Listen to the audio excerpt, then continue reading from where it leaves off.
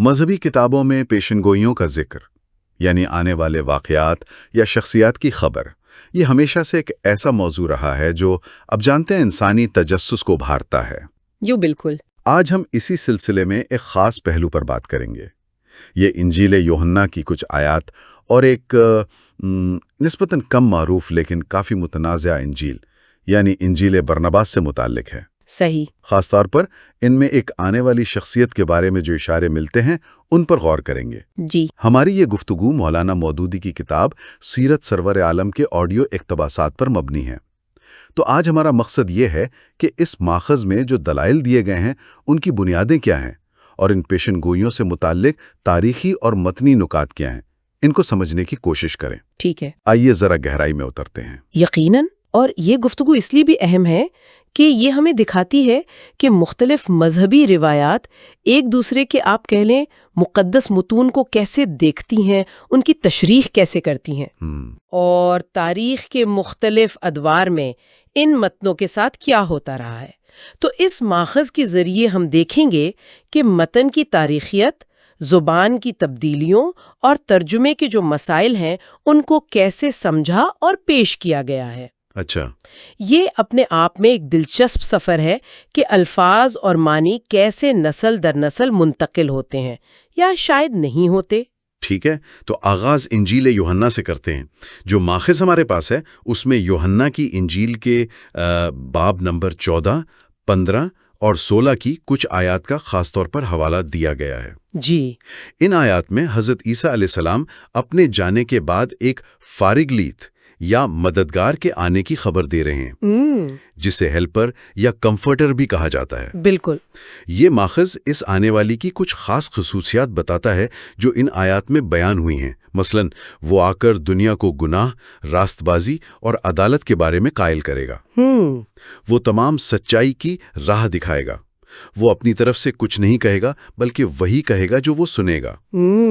یہ اہم نکتہ ہے۔ جی، اور وہ آنے والے زمانے کی خبریں دے گا۔ وہ حضرت عیسیٰ کی گواہی دے گا اور ان کا جلال ظاہر کرے گا۔ ایک جگہ تو اسے دنیا کا سردار بھی کہا گیا ہے۔ اور ان آیات کی تشریح دیکھیں اس ماخذ میں مرکزی حیثیت رکھتی ہے۔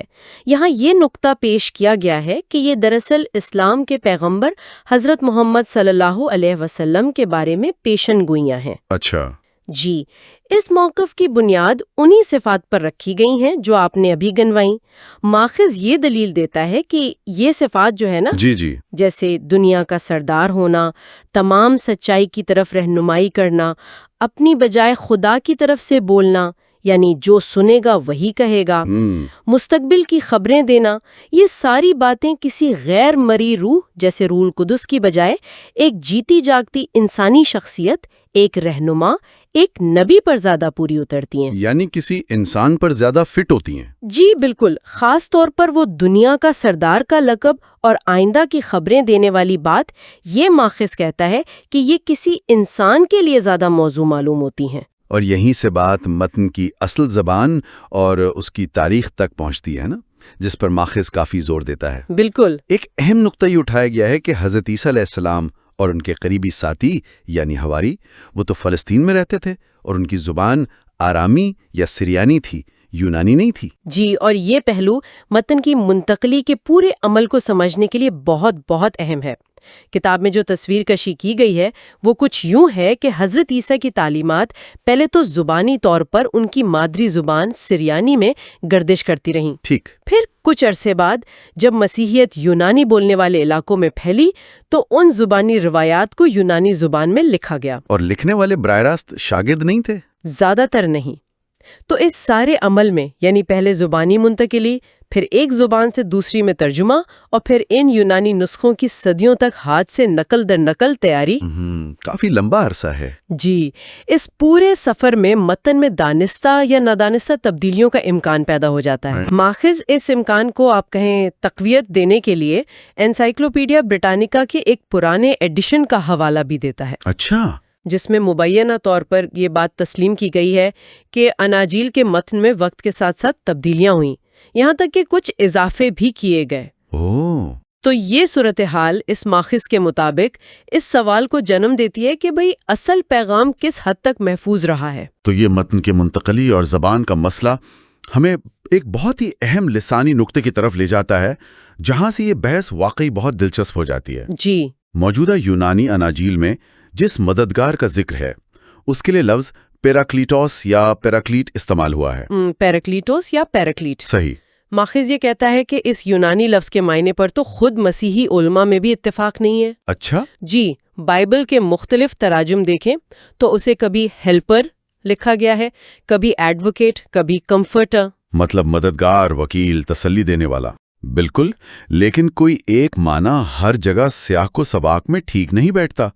تو ماخذ کہتا ہے کہ یہ جو ابہام ہے نا، یہی ایک بڑے سوال کی طرف اشارہ کر رہا ہے۔ بالکل، اور اسی ابہام کے جواب میں ماخذ ایک متبادل یونانی لفظ کی نشاندہی کرتا ہے۔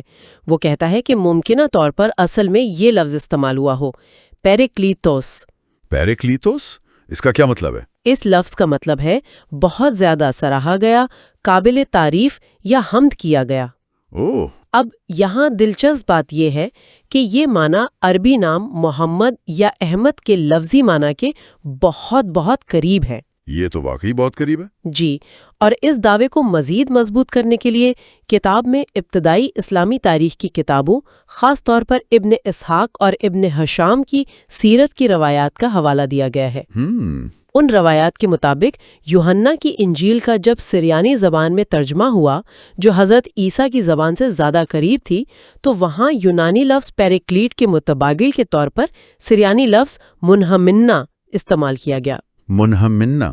جی، منہمنا، اور ابن ہشام نے، جیسا کہ ماخذ بتاتا ہے، وضاحت کی کہ سریانی زبان میں منہمنا کا مطلب محمد ہے، یعنی بہت سراہا گیا۔ اچھا۔ اور اسی کا ہم معنی یونانی لفظ پیریکلیٹوس ہے۔ تو ماخذ کا استدلال یہ بن رہا ہے کہ اصل میں پیریکلیٹوس تھا، جو غلطی سے یا جان بوجھ کر پیراکلیٹ بن گیا۔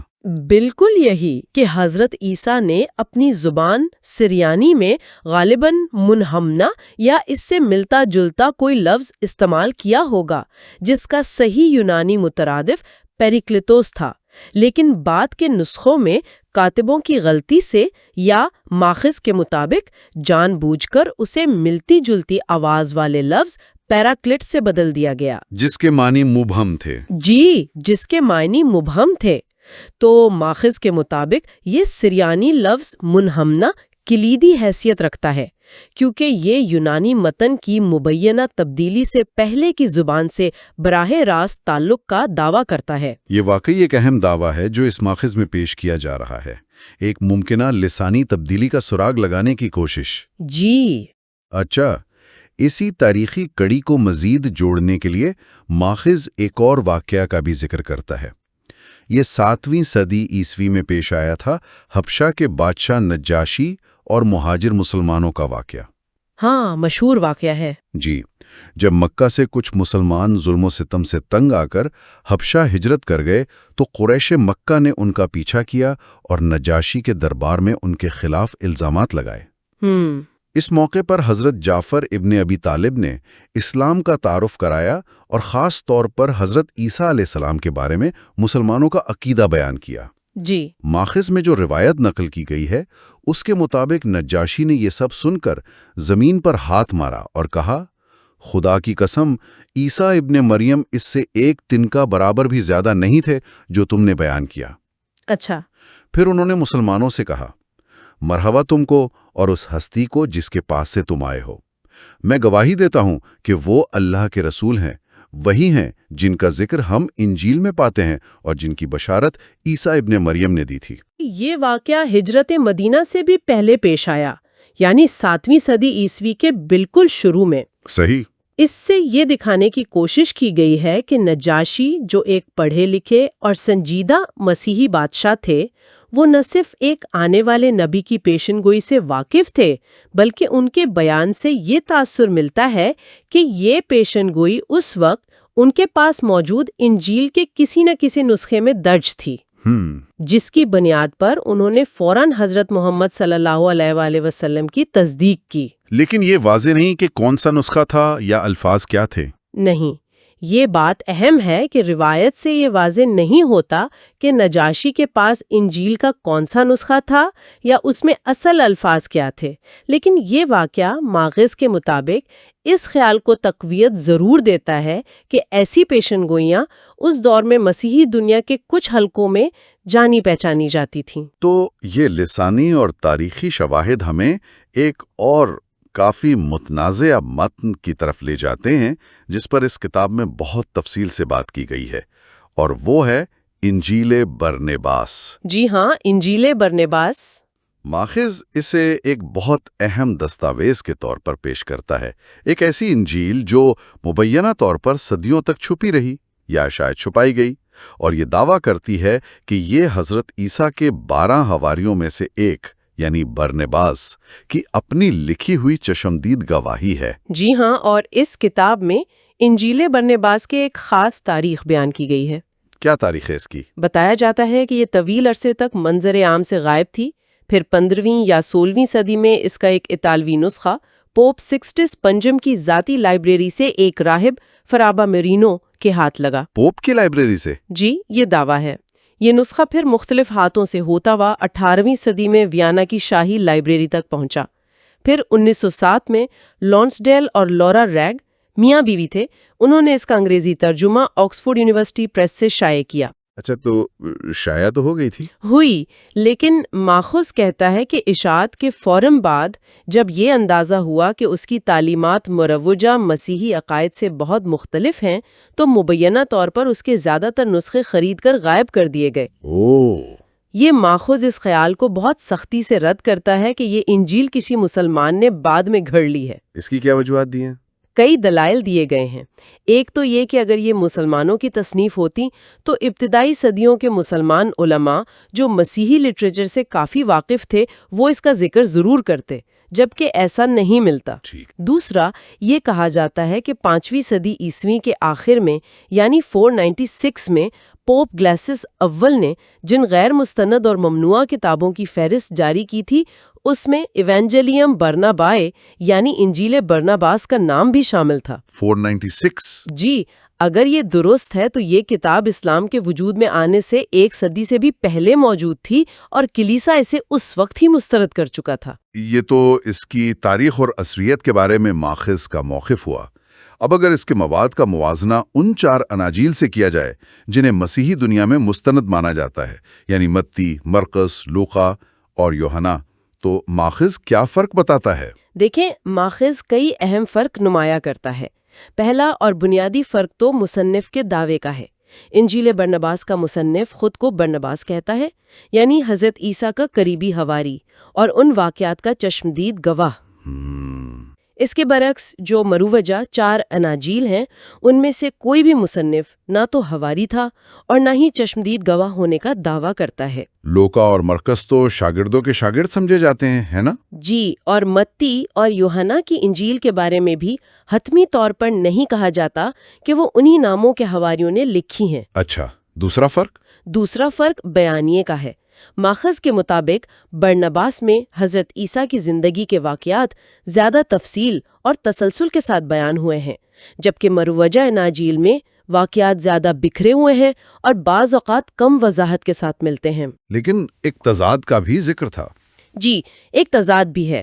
مروجہ اناجیل میں حواریوں کی جو فہرستیں دی گئی ہیں ان میں برناباس کا نام نہیں ہے، انہیں بعد میں رسول کا درجہ دیا گیا، جبکہ انجیل برناباس میں جو فہرست ہے اس میں 2 نام مروجہ فہرستوں سے مختلف ہیں۔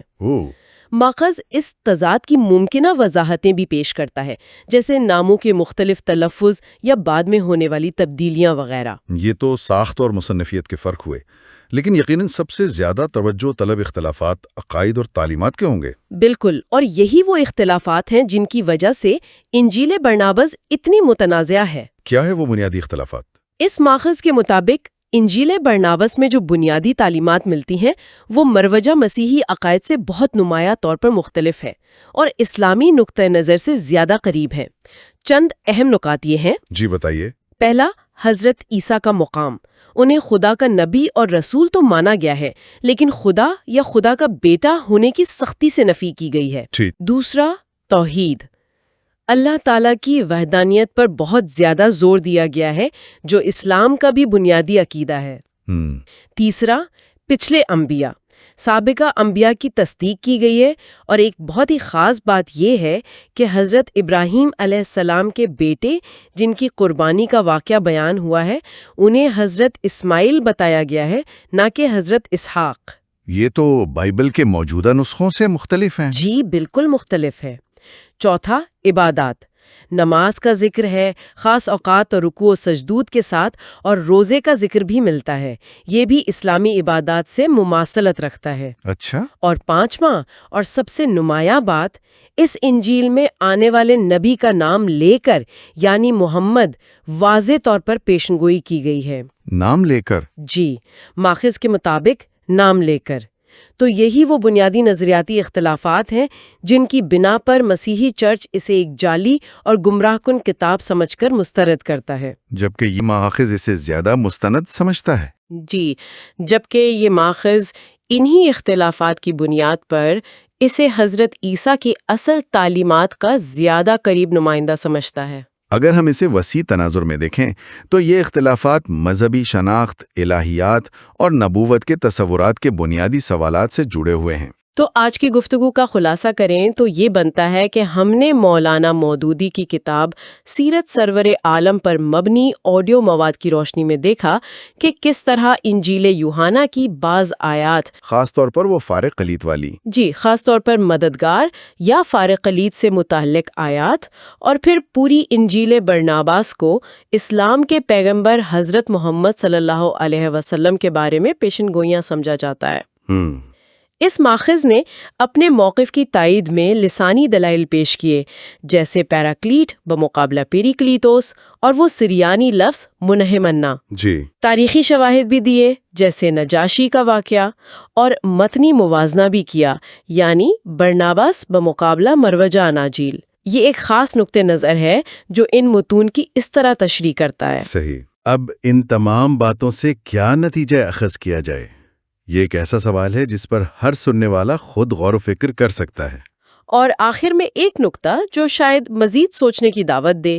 دیکھیں، ہم نے اس گفتگو میں دیکھا کہ متن کیسے منتقل ہوتے ہیں، زبانیں کیسے بدلتی ہیں، ترجمے میں کیا کیا پیچیدگیاں آ سکتی ہیں، اور کس طرح کم از کم اس ماخذ کے دعوے کے مطابق تاریخی طور پر کچھ معلومات یا متن کو دبایا یا نظر انداز کیا جا سکتا ہے۔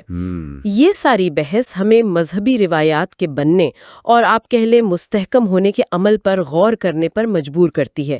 یہ سوال کہ کون سا متن مستند یا کینونیکل سمجھا جاتا ہے اور کون سا نہیں، یہ صرف کوئی خالص مذہبی یا الہیاتی سوال نہیں ہے، اس میں تاریخ، طاقت کے توازن اور ثقافت کے عوامل بھی گہرے طور پر شامل ہوتے ہیں۔